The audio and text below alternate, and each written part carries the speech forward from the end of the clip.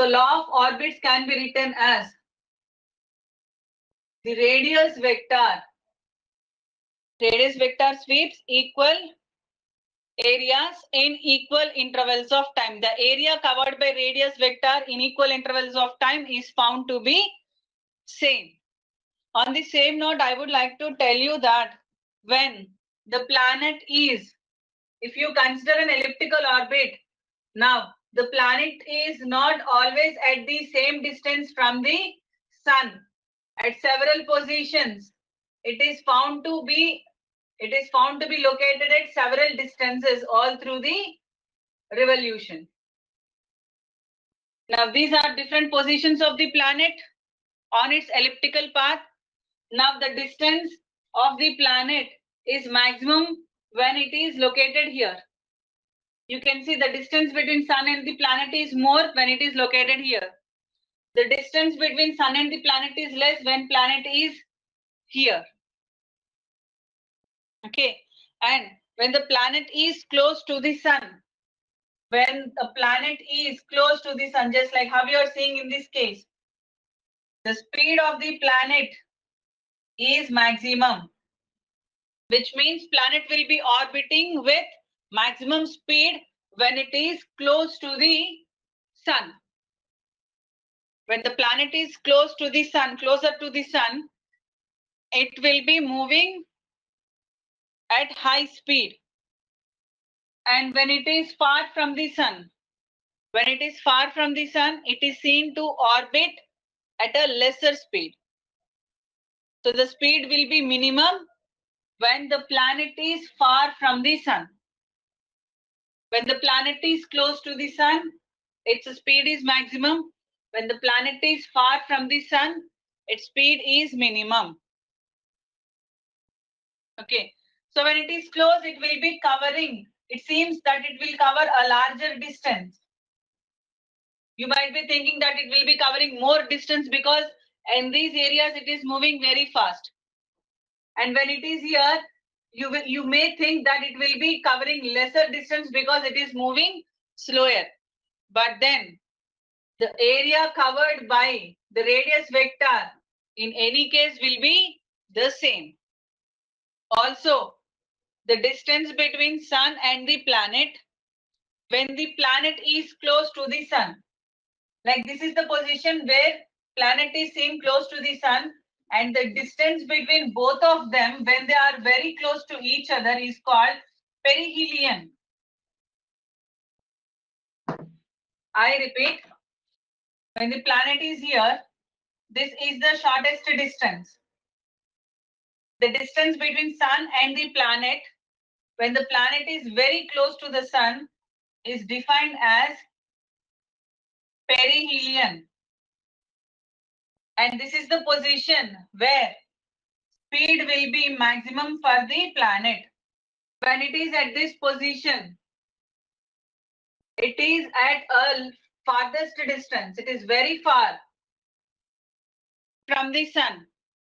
And this distance between sun and the planet, when the planet is very far from the sun, is called aphelion. The distance between sun and the planet when the planet is very far from the sun is defined as aphelion. And at this position, the speed of the planet is minimum. But whatever be the case, the radius vector, which means the line joining sun and the planet, will be covering equal areas in equal intervals of time. However small or however large the time period will be, but it will be seen that it covers equal areas in equal intervals of time. So with this, I'm moving to the third law of planetary motion. As you have understood that the shape of the orbit is not perfect circle, it is an elliptical orbit. And the time taken to complete one revolution is called as time period. And the third law of Kepler talks about time period, and this is called as law of periods. As I already told you that when a planet is in elliptical orbit around the sun, it is not at the same distance every time. At different positions, the planet is seen to be at different distances from the sun. So, on an average or overall, I will consider the distance between planet and the sun to be an average distance. I repeat, please understand, try to understand. The planet is not at the same distance all through the revolution. It is at different distances from the sun when it is at different position. Sometimes it is very close, sometimes moderate, sometimes very far. So altogether, I can sum up the distance between planet and the sun to be an average distance because it is not constant throughout the revolution. I go for average distance. So in that case, I am considering the average distance between sun and the planet to be r. The average distance between sun and the planet is r.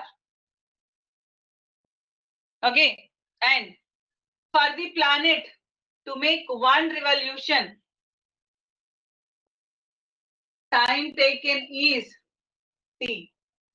The time period of revolution is t, and average distance between sun and the planet, average distance between sun and the planet is taken as r. Did you understand? And Kepler observed that the time period of the planet, square of the time period of the planet is found to be directly proportional to cube of average distance between sun and the planet. I repeat, the square of the time period of the planet is directly proportional to cube of the average distance between sun and the planet. Or you can write it as t square by r cube is a constant, and this is applicable for all planets in the solar system. The ratio t square by r cube is a constant for every planet in the solar system. Did you understand? So this is the third law, and which is talking about time period of revolution and average distance, and hence this is named as law of periods. Is that okay? Let us see how are these directly proportional. Let us see a proof for these things. How are they directly proportional?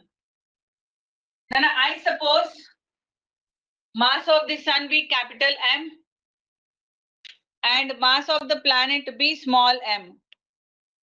Now, there exists a force of attraction between the sun and the planet, and the force of attraction is given by Gmm by r square, because both are at a distance r from r. F is equal to Gmm by r square. Okay, and this can be called as force of gravitation, right? And for this planet to revolve in elliptical orbit, there should be some centripetal force acting on it. Because you might be known by this time that for an object to be in circular motion or elliptical motion, there should be a centripetal force acting on it and keeping it in orbit. As such, this planet will also have a centripetal force, and the centripetal force is given by the expression m v square by r. This is the centripetal force acting on the planet and keeping it in elliptical orbit. But this necessary centripetal force is provided by the sun itself. And the force applied by the sun is actually called as force of gravitation. And you can also understand that the centripetal force is nothing but gravitational force. So I can equate both the forces because both are same finally. When I equate both of them, I get mv square by r is equal to gmm by r square. So m and m gets cancelled, r gets cancelled. So what do I have? Finally, I have v square is equal to gm by r. If t is the time taken to complete one revolution, then this is given by distance by speed. Time is equal to distance by speed. So when it makes one revolution, the distance covered is 2 pi r with a speed v. So v can be taken as a 2 pi r by t. So when I substitute in v square, you get 4 pi r square by t square is equal to gm by r. When you actually simplify the terms, when you actually just change the position of all those terms, you will be getting an expression like t square is equal to 4 pi by gm into r cube. And you can see, my dear students, 4 pi gm, all the terms are constants here. 4 pi is a constant, mathematical constant. G is universal gravitational constant.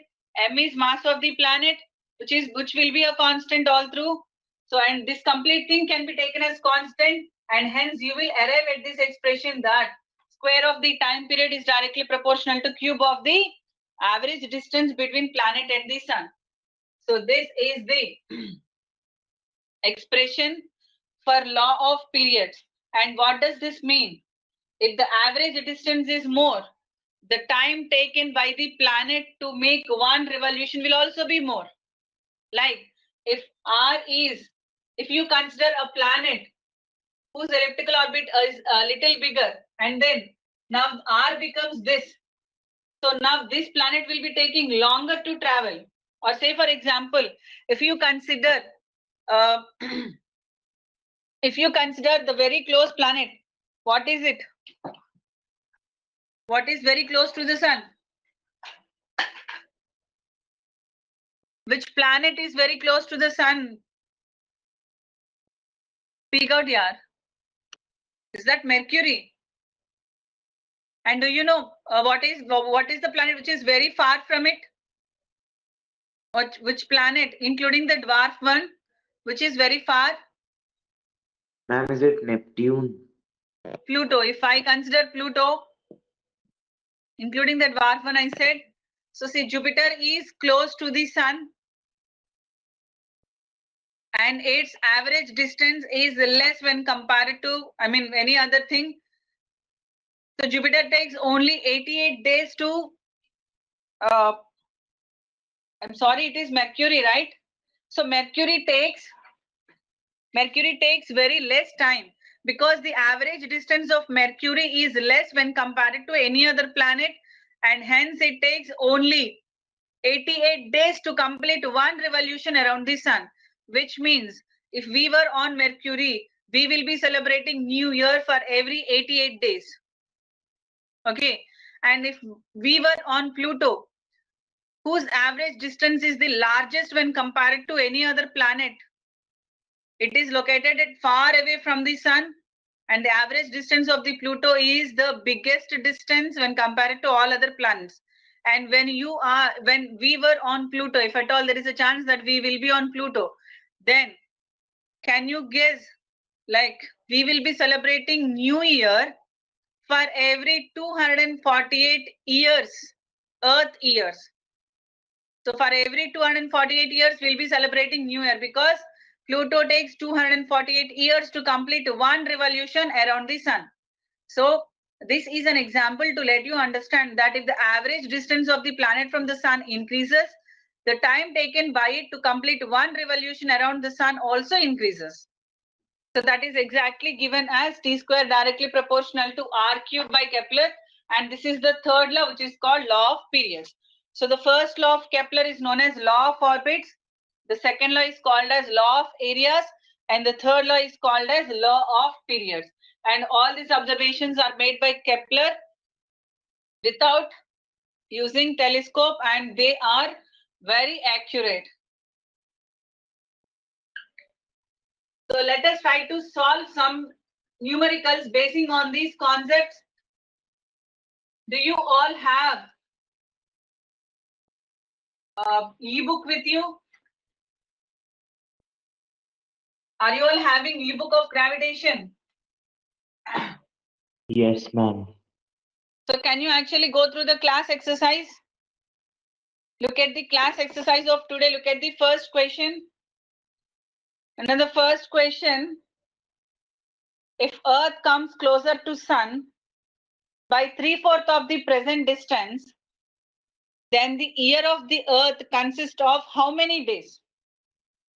I repeat, if the Earth comes closer to the Sun by 3/4 of the present distance, then the year of the Earth consists of how many days? See, if Earth is located at an average distance r, then it takes certain time to complete one revolution. Let it be T1 with an average distance r, T. And now the second situation, if it comes 3/4 times the average distance closer to the Sun, which means if it comes 3/4 closer, then what will be the average distance? It will be r minus 3/4 of the r, right? If it comes 3/4 closer, then what will be the distance between Sun and the Earth? It will be r minus, to what extent it have come closer. So this becomes 1/4r. Now the question is, how many days will it consist? So first let us calculate the time period and then we can calculate the number of days in it. So from the law of periods, you know, T1 square by T2 square is equal to R1 cube by R2 cube. Do you agree? Will you agree or not? Yes, ma'am. Did you understand how the parameters are taken? When Yes, ma'am. When Earth is located at a regular distance, when Earth is located at a regular distance, it is taking a time period T. Now, if it has come closer, if it comes closer, then the new distance will be 1/4 of the original distance.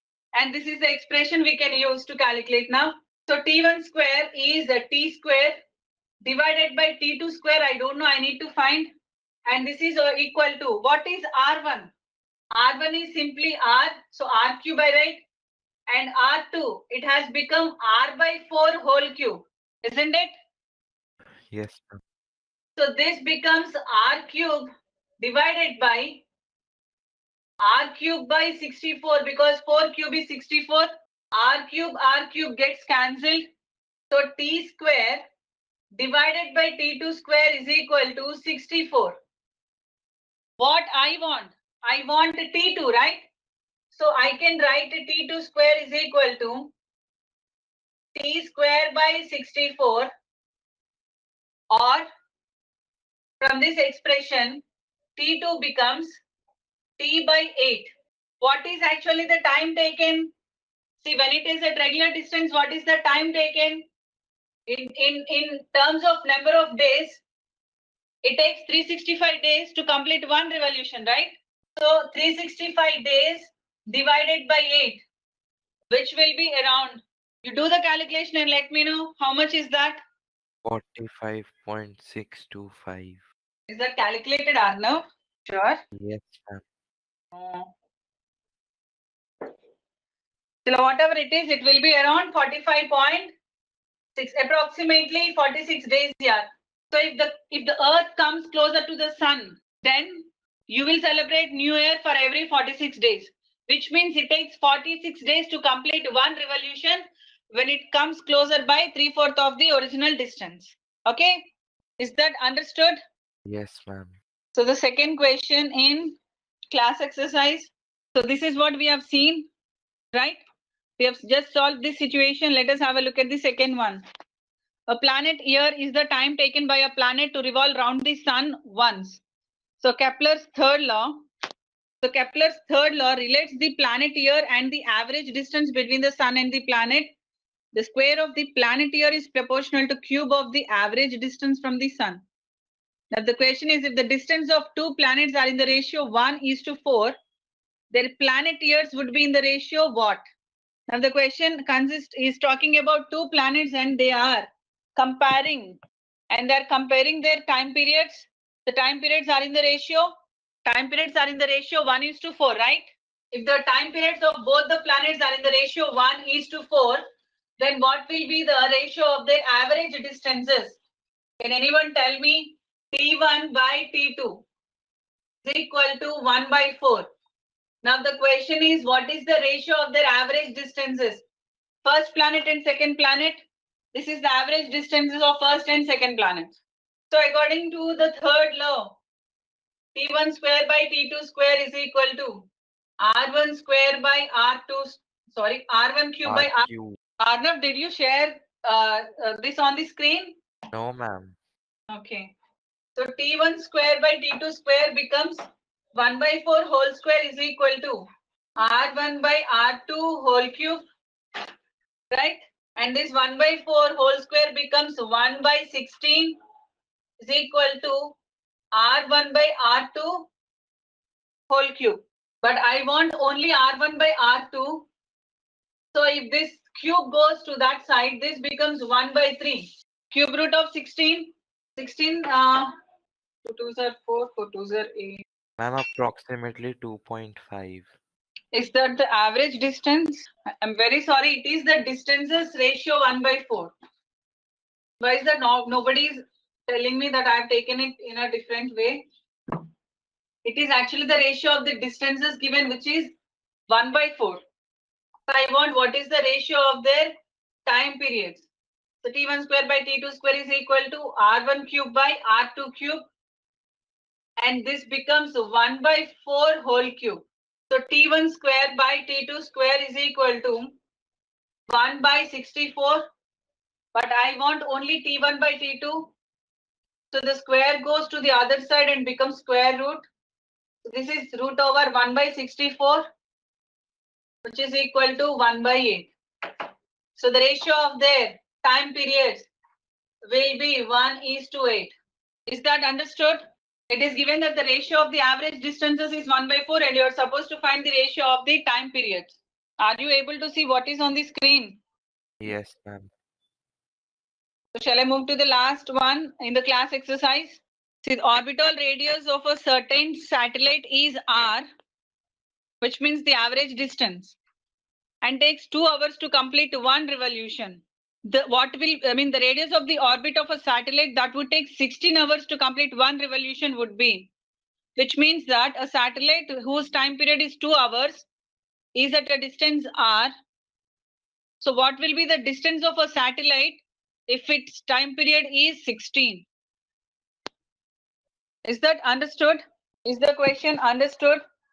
If a satellite which is at a distance r is taking 2 hours, so what will be the distance of a satellite which is taking 16 hours time period? So for the first satellite which is taking 2, we'll consider that to be number 1, and time period of that satellite is 2 hours. And for the second satellite, it is 16 hours. And the average distance of the first satellite is r. So what is the average distance of the second satellite? So again, applying the third law of Kepler's motion. T1 square by T2 square is equal to R1 cube by R2 cube, which implies, because both of them are in the same units, I'm not actually changing the system of units also. So I take 2/16 whole square is equal to R1 cube by R2 cube. Now 2 goes 8 times, and hence you get R1 cube by R2 cube is equal to 1/8 square. 1/8 square becomes 64, right?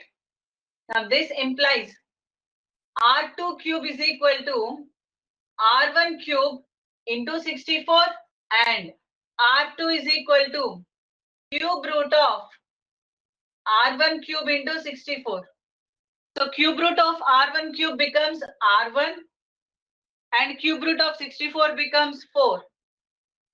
So finally you found that the radius of this, the orbit radius of the second satellite is 4 times that of the first one, and the first one is R. So the second satellite's orbit radius is 4R. Did you understand? Yes, ma'am. Bhumika, Sahas, Bhumika, did you understand all the three numericals based on this third law of Kepler's motion? There is an example also given basing on this Kepler's laws of motion. You can go through it. If not understood, you can actually let me know. Please go through that question. So this is the example. A planet is 4 times far away than the Earth from the Sun. How many number of Earth days in the year of the planet is? So you can consider, a planet is 4 times far from the Sun when compared to the Earth. So you have to consider R1 as R and R2 as 4R. And then when you calculate, you will get the time period of the second planet in terms of Earth days. Hope you have understood today's session. Please respond. Do you have any doubts? Arnav? Ma'am, what will come in the Sunday test? Probably the questions from these two sessions, Arnav. Because I think you have answered all the 3 sessions. You have attended exam for the previous 3 sessions. Only these 2 sessions are left, right? Yes, ma'am. So you can expect questions from these 2 sessions of gravitation. So if at Okay, all you have understood everything, then can I end the class? Yes, ma'am. Bhumika, what do you say? Can I end the class? Chalanana, prepare well for the examination. And then if at all you have any doubts, I think you have an option to post it in the doubts forum and will be answered. Try solving number of questions numerically on the concepts. That gives you a lot of knowledge when compared to reading a theory part again and again.